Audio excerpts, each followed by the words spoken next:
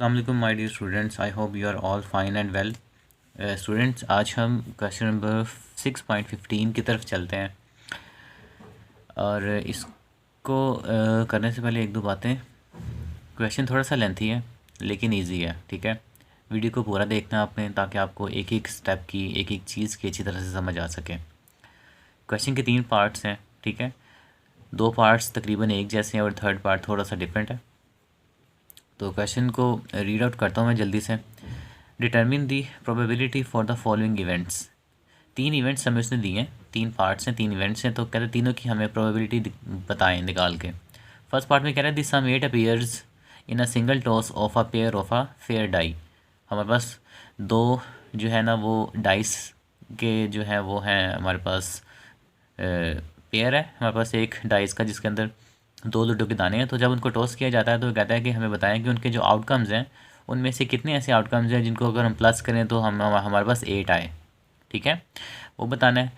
Second part में कह रहे हैं सम 7 और 11 सेम हमने पेयर ऑफ डाइस को रोल करना है और जो आउटकम्स आएंगे उनमें से हमने बताया ना कि कितने ऐसे आउटकम्स हैं जिनको सम करें तो 7 आए और उनको कितने ऐसे आउटकम्स हैं जिनको सम करें तो 11 आए।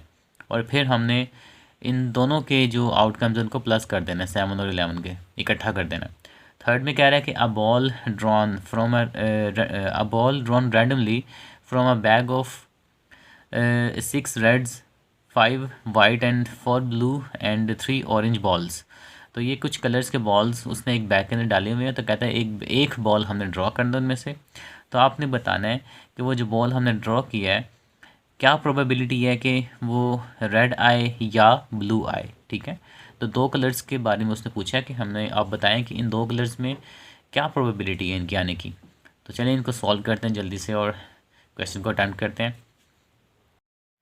जी स्टूडेंट, जैसा कि फ़र्स्ट पार्ट में हमें उससे ये बताना है कि हमने जब भी एक पेयर ऑफ डाइस को टॉस करना है, रोल करना है, तो हमें 8 सम किन किन आउटकम्स पे आता है, ठीक है। तो उसके लिए तो हमें पहले आउटकम्स चाहिए ना, हमें सैम्पल स्पेस चाहिए, देन हम बता सकते हैं कि हमारा जो सम 8 है वो किन किन पे आता है।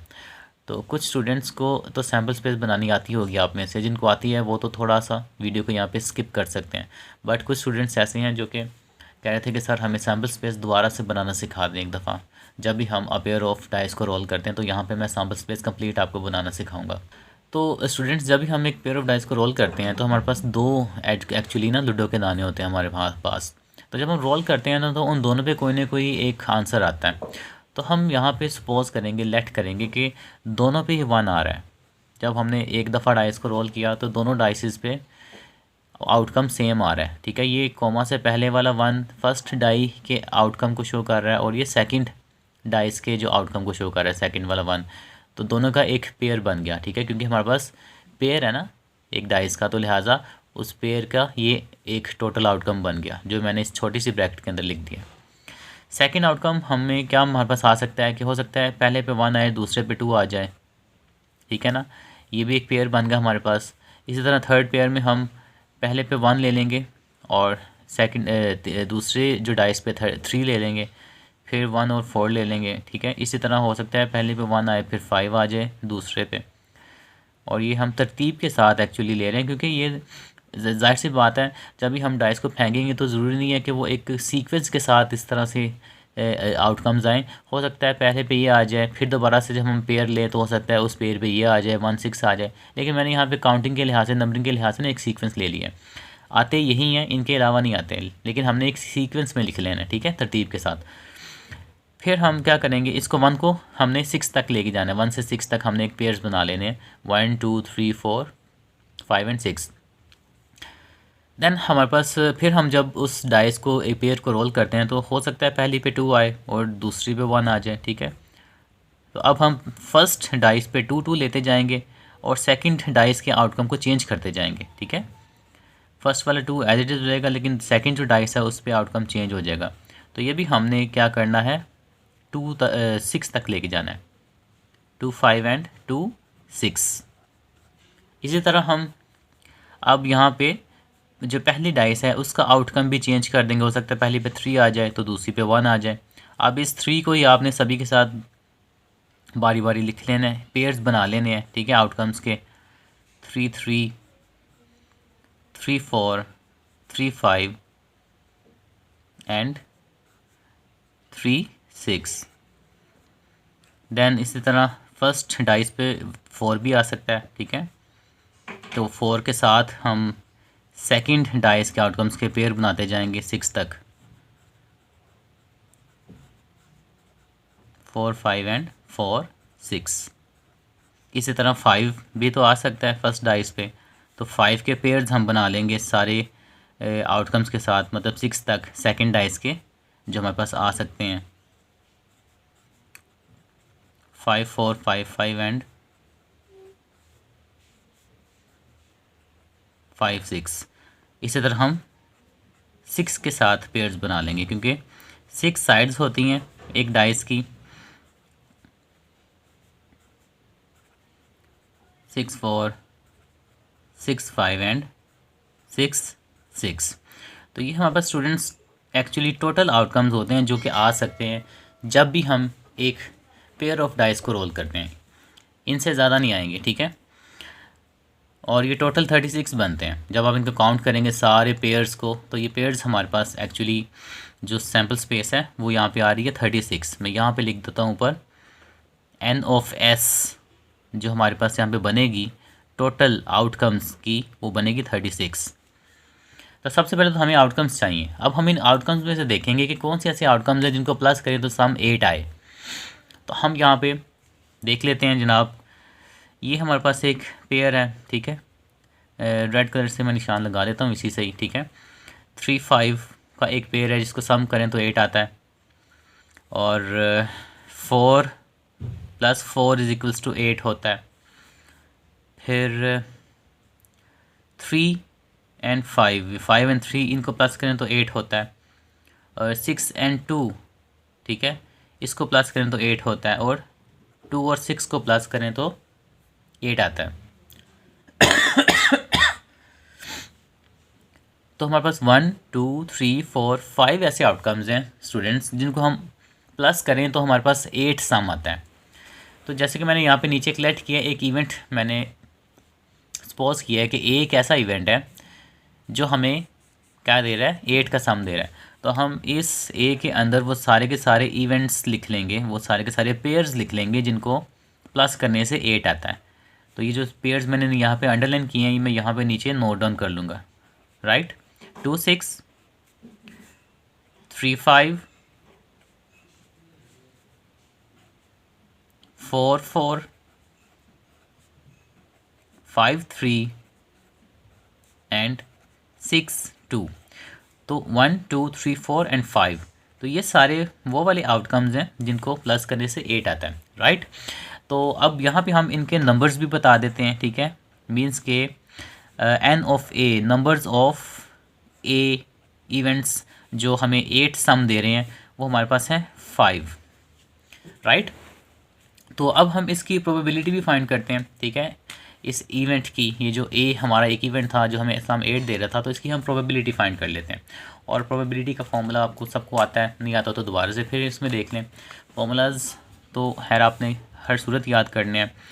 तो probability of A, P of A मैं यहाँ पे लिख रहा हूँ, ठीक है। P stands for probability. इसका फॉर्मूला होता है n of A divided by n of S.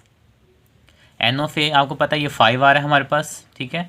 और एन ऑफ एस वो हमने ऊपर सैम्पल स्पेस बनाया था 36, तो 5/36 प्रोबेबिलिटी है, ठीक है। 36 में से 5 ऐसे चांसेस हैं कि हमारा सम जो है वो 8 आए, ठीक है स्टूडेंट्स। ये फर्स्ट पार्ट का यहाँ पे छोटा सा आपका कंप्लीट होगा। अब सेकंड पार्ट की तरफ चलते हैं। सेकंड पार्ट में स्टूडेंट्स हमें कह रहे हैं सम 7 और 11 appears in single toss of a pair of a fair die. तो अगेन हमें सैम्पल स्पेस यही यूज़ करेंगे जो हमने पहले यूज़ किया है इस पार्ट के अंदर भी, क्योंकि हमारे पास जब तक सारे आउटकम्स नहीं आ सकते तो हम बता नहीं सकते हैं कि सम 7 और 11 किन पे आता है। तो आपने फिर अगेन सैम्पल स्पेस इसी तरह से बना लेंगे सेकंड पार्ट के लिए भी। और उसमें भी हमने क्या किया, लेट एक बी को हमने सपोज कर लिए कि बी एक ऐसा इवेंट है जो हमें क्या दे रहा है, सम 7 और 11 दे रहा है। अब 7 और 11 का मतलब ये नहीं है कि या 7 आए या 11 आए, इट मीन्स कि आपने इन दोनों के इवेंट्स को बाहर निकाल लेना है। और का जो मतलब होता है, ये पहले भी आपको मैंने बताया था कि जब भी कोई और आए किसी दो इवेंट्स के दरमियान, तो उन इवेंट्स की प्रोबेबिलिटीज़ को हम प्लस कर लेते हैं, ठीक है, इकट्ठा कर लेते हैं। तो मैं यहाँ पे जो आउटकम्स निकालूंगा ना, वो 7 के भी बाहर निकाल लेता हूँ और 11 के भी बाहर निकाल लेता हूँ इकट्ठे। एक ही इस बी इवेंट के अंदर हम सारे आउटकम्स को लिख लेते हैं, इनके पेयर्स को हम नोट डाउन कर लेते हैं। तो बी के अंदर जो आएंगे इवेंट्स हमारे पास, तो हम पहले तो यहाँ पे देखते हैं ना वो कौन कौन से ऐसे इवेंट्स हैं जिनको प्लस करने से 7 आता है। तो आप अगर थोड़ा सा देखें तो मैं इस ग्रीन से जो है वो थोड़ा सा निशान लगाता हूँ, टिक करता हूँ छोटा छोटा सा। ये देखें 1 + 6 = 7, 2 + 5 ये भी 7 आता है, 3 + 4 भी 7 आता है, 4 + 3 भी 7 आता है, 5 + 2 एंड 6 + 1। इन सारे इवेंट्स को जब हम प्लस करेंगे इनके आउटकम्स को, पेयर्स को, तो हमारे पास क्या आ जाएगा, 7 आ जाएगा। इनके अलावा कोई भी ऐसा नहीं है आउटकम, ऐसा कोई पेयर नहीं है जिसको हम अगर प्लस करें तो 7 आंसर आए, ठीक है। अब हम देखते हैं कौन से ऐसे आउटकम्स हैं जिनको प्लस करें तो 11 आए। तो इधर आए तो हाँ जी, ये हमारे पास आ रहा है 5 और 6, इसको प्लस करेंगे तो आंसर 11 आएगा। इसी तरह फिर ये 6 और 5 को प्लस करेंगे तो आंसर 11 आएगा। और आई थिंक इनके अलावा कोई भी ऐसा पेयर नहीं है जिसको प्लस करें तो आंसर 11 आए, ठीक है।